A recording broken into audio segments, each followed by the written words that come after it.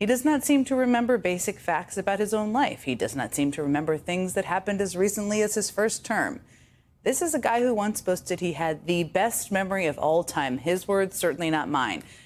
But recently it seems like he is, well, not at all okay, I guess is one way to describe it. Let me show you what I mean. Yesterday, Trump attended an AI summit in Pittsburgh.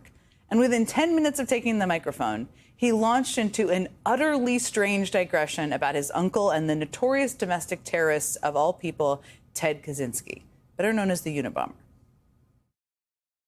My uncle was at MIT, one of the great professors, 51 years, whatever. He was the longest-serving professor in the history of MIT. Kaczynski was one of his students. Do you know who Kaczynski was?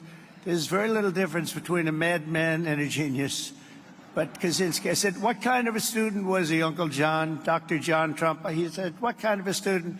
And then he said, seriously good. He said he'd go around correcting everybody, but it didn't work out too well for him. But again, to sum that up, Trump says his uncle taught the Unabomber at MIT, and apparently the question of all the possible questions Trump asked him was what kind of a student Kaczynski was. And then he felt the need to share the detail that the Unabomber was a good student to some perplexed people.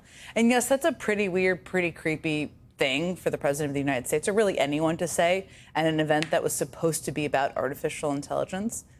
But it gets weirder, because the Unabomber, Ted Kaczynski, never attended MIT. And while Trump did have an uncle who worked at MIT, his uncle died in 1985, which is a full 11 years before the Unabomber was publicly identified and apprehended. So I guess either Donald Trump is confessing to having known the identity of the Unabomber more than a decade before he was caught. There could be that, I suppose.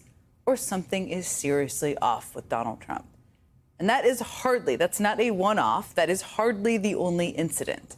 I mean, today reporters in the Oval Office asked Donald Trump about new reporting that he has floated the idea of firing Federal Reserve Chairman Jerome Powell. And this is how he responded. He's a terrible Fed chair. I was surprised he was appointed. Were you? Were you really surprised he was appointed? The person who nominated him for that job was you, Donald Trump. It was you. Trump picked Jerome Powell to run the Fed during his first term. There they are, right there, being announced.